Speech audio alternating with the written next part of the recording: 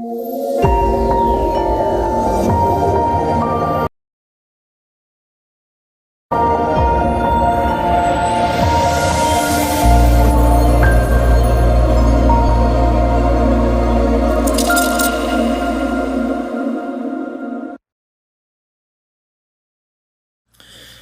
is Shawn Crystal. Catch the Inkpulp podcast on PharcydeTV Wednesdays at noon Pacific time, 3 o'clock Eastern time. Come hang. Peace. Yo, the price of games, rise up, stand the price, the loss of legs. My occupation, in essence, not complacent. Block the banquet, stop the computation. I'ma make the coda, fools just wanna make the quota. They can't rock around here, they need baking soda. This a hydra, no way they taking over. Lay them below the basement with snakes and cobras. This is the Inkpulp podcast. This is the Inkpulp podcast. Comics, hip hop, life.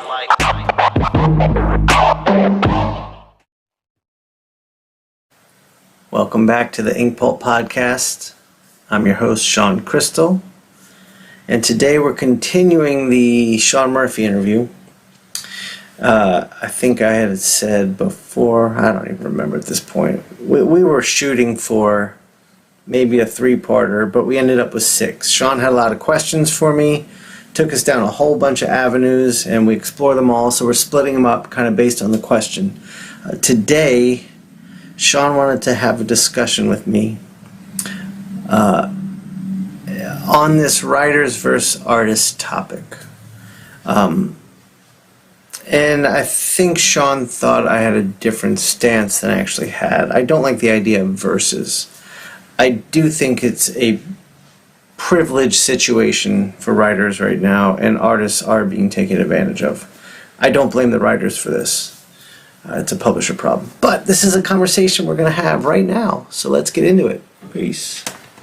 Welcome back to the Inkpulp podcast. We're doing part 2 now with Shawn Murphy, and Shawn's got another question for me. Another bone to pick. Yeah, another bone to pick. And I've got a bone to pick with you.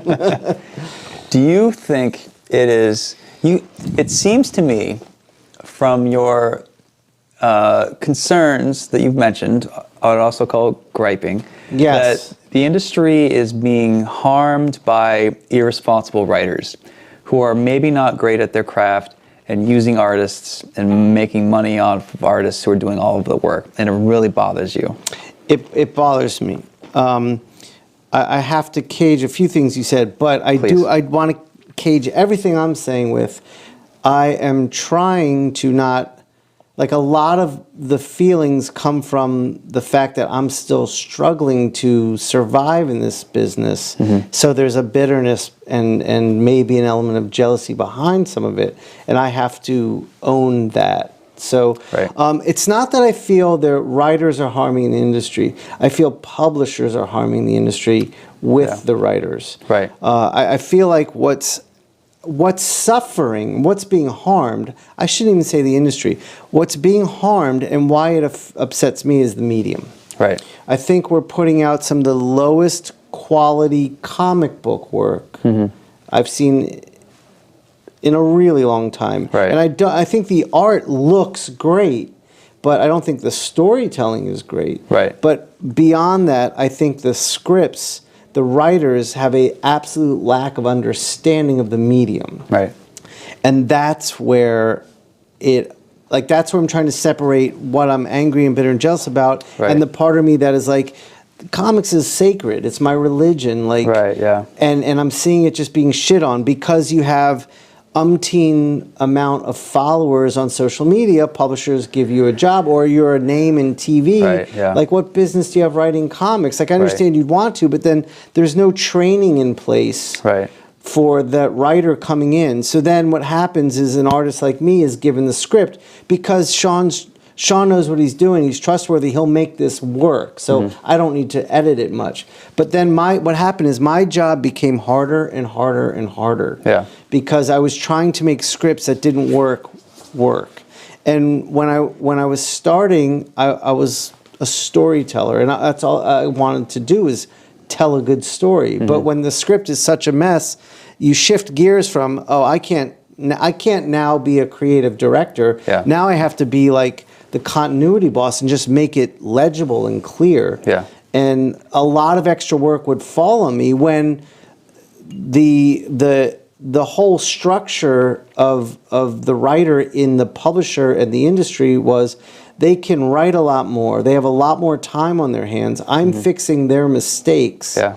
And they can spend all day on social media, be at a con every weekend, and they can propel their careers with rocket fuel. Right. While I'm stuck in the pit trying to make the shit they gave me work. Right, yeah. So, that's and it took me getting a few scripts from brilliant writers like David Lapham from Stray Bullets. Like getting a script with David's was like, oh my God, I can tell the story again. And it was like effortless. Yeah. It was incredible. I could just be a great storyteller and everything flowed. It was perfect. Right. And James Robinson was the same way. Yeah.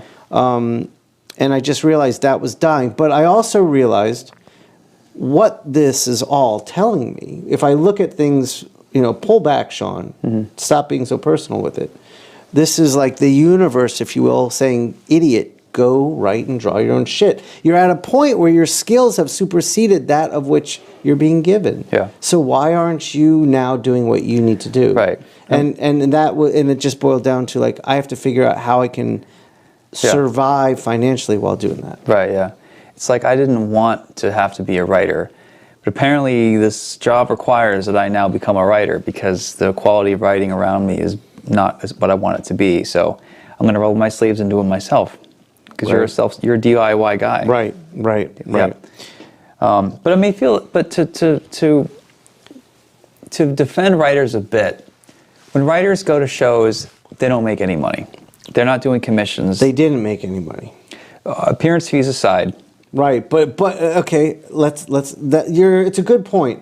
But I also know that there have been conventions I've wanted to attend where, like, Jason was in business with someone else for a period of time who had a writer's business and drained the entire convention's budgets on writers' appearance fees. Right. So there was no money left for the convention to bring in the artists. And so that was like a $15,000 appearance fee because you write a comic is crazy. I agree with that, and I think a guy who lassos a bunch of talent and charges $60,000 for an appearance fee is a bad idea. I'm with you on that. But I feel like writers, to make a normal living, writers are going to need 4 books a month to survive. An artist only needs 1 book a month. Right. Artists can make money. Let me finish. Okay. Artists can make money at shows. Writers generally don't, outside of appearance fees. Right. And when you're looking at whether or not a writer has talent, you have to sit down and read the goddamn thing. Versus art's like, you got talent or you don't. I've told plenty of writers ask me, how do you get in? I'm like, dude, you've got it really hard. I don't know. Yeah. Like my heart does go out to writers. I joke around that writing is easy. Sometimes I think that way, but sometimes I think about how you have to have 5 times the amount of work to make what an artist makes, and I don't want that either. So my heart does go out to writers. Sure.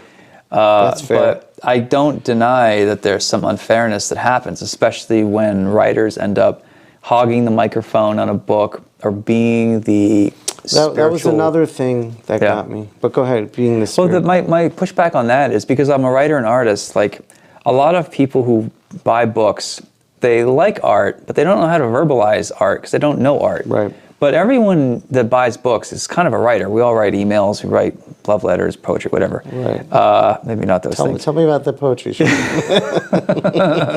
Here's this poem I wrote for Jason about why you shouldn't be in the group. Okay, now it's coming out. It doesn't even rhyme. Shawn sucks. What rhymes with that? A haiku. But fuck, I lost my train of thought. What was I saying? You were saying writers have it hard. Yeah. And I forget the word you used. Yeah, we're it doesn't matter. Well, Shit, okay. Sorry. No, it's fine. It's fine.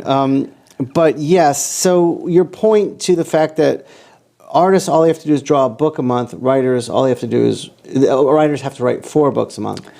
The difference in that equation is a writer can write 4 books a month comfortably. Right. An artist, most artists cannot draw a book a month comfortably. Right.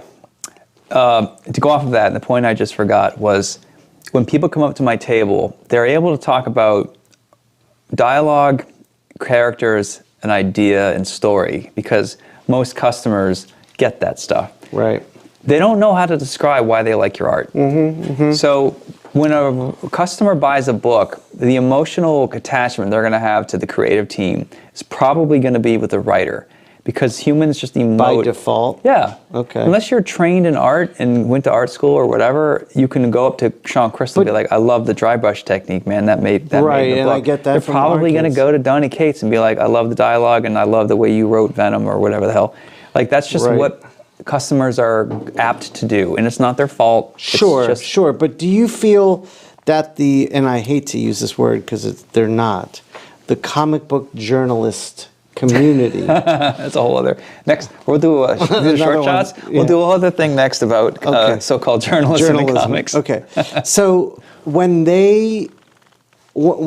I can't even begin to express how many times they call a book the writer's book. Like so-and-so's X-Men or so-and-so's Spider-Man. It's like, it's not there. So is it what you said? Right. Is it the journalist creating a landscape and an atmosphere where that's how the thinking is? Or is it both?